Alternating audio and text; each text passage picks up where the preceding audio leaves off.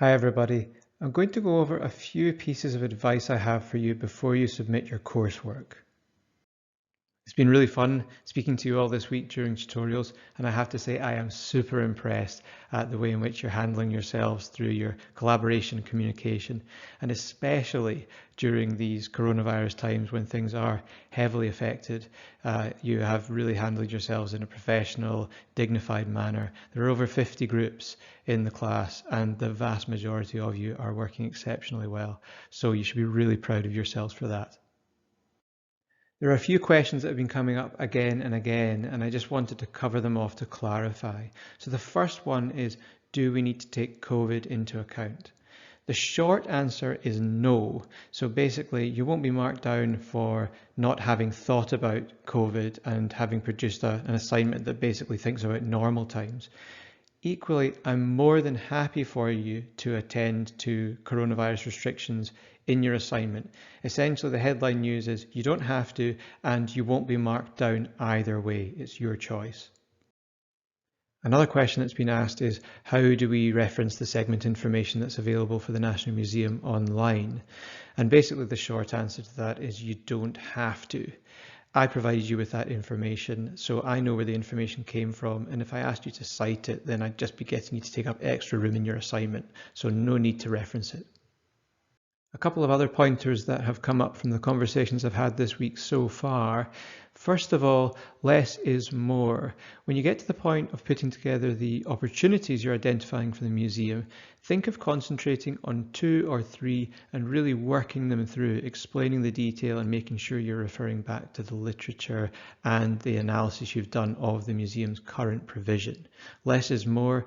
10 bullet points that don't really have anything explained in detail are not going to allow you to yield good marks.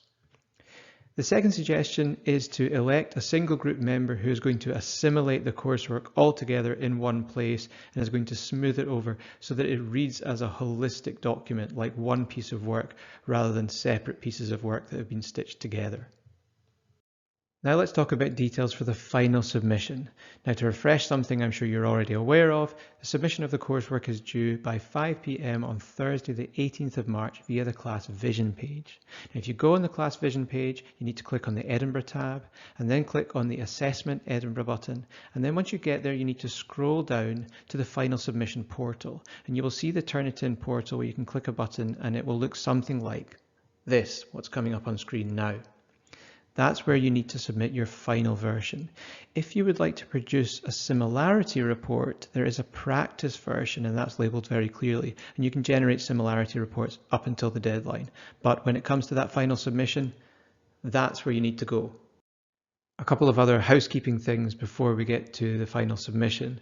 First of all, please remember that only one member of the group submits your final work, so you need to decide amongst yourselves who's going to upload that final version to Vision. On that final version, you need to remember to include the cover page. The cover page is on the coursework brief, or you can download it down below via the link.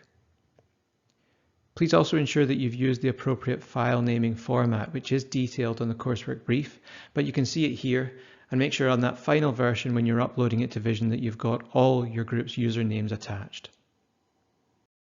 And a final note on the University's Learning and Teaching Awards, the Oscars, which are now open for nomination.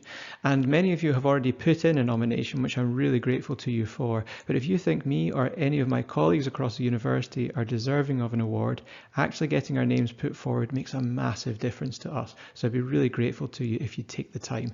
There's a link down below. You can follow that and put in a nomination. That's it. I hope that was helpful. Just a few pointers before your final submission.